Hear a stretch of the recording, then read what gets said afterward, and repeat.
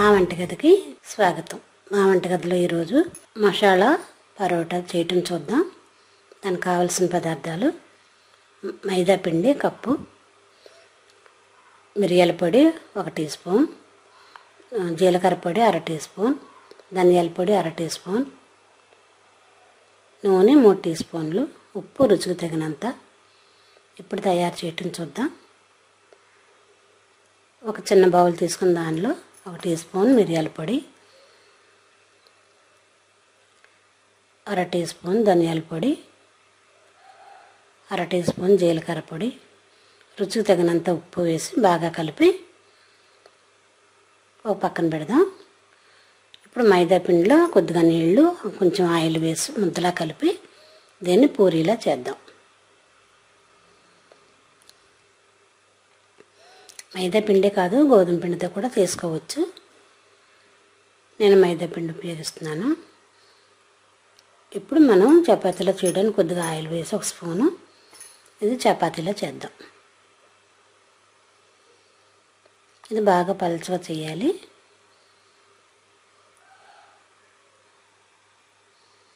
ఇలా పలుచగా చేసిన ఈ చపాతీ మీద మనం ముందుగా రెడీ చేసుకున్న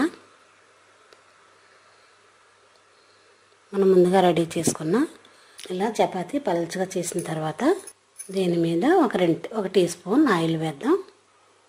ఆయిల్ వేసి అంత సమంగా చేసిన తర్వాత దీనిలో ముందుగా కలిపి ఉంచిన మిరియాల పొడి మిశ్రమం మొత్తం వేసి సమానంగా సర్ది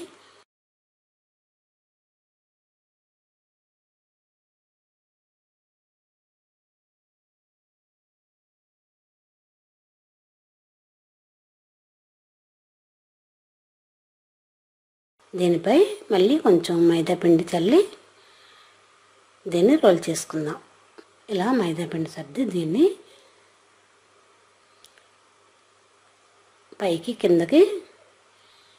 కిందకి ఇట్లా మడత పెడితే చీర కుచ్చిళ్ళ పరోటా చక్క మడతలుగా వస్తుంది. ఇలా అప్ అండ్ డౌన్, పైకి ఒక మడత కిందకు ఒక మడత.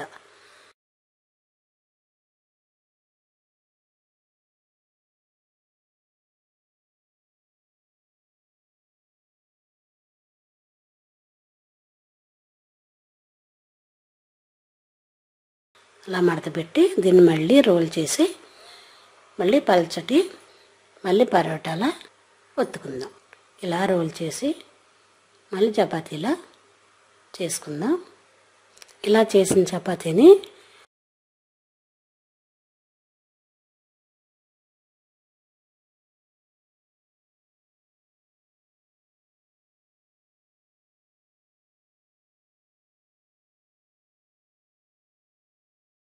దీన్ని దోరగా కాల్చుకుందాం. ఇప్పుడు స్టవ్ పై అట్టల రేకు పెట్టి దాని మీద కొద్దిగా ఆయిల్ వేసి ఇలా తయారు చేసుకున్న పరోటాని వేసి 2 వైపులా దోరగా కాల్చుకుందాం. దీనికి కర్రీ అక్కర్లేదు, ఏ చట్నీ అక్కర్లేదు. ఎందుకంటే మిరియాల పొడి, ధనియాల పొడి, జీలకర్ర పొడి ఉంది కాబట్టి స్పైసీగానే ఉంటుంది. ఇది ఇలా 2 వైపులా కాల్చిన తర్వాత ఒక ప్లేట్లో తీసుకొని సర్వ్ చేద్దాం.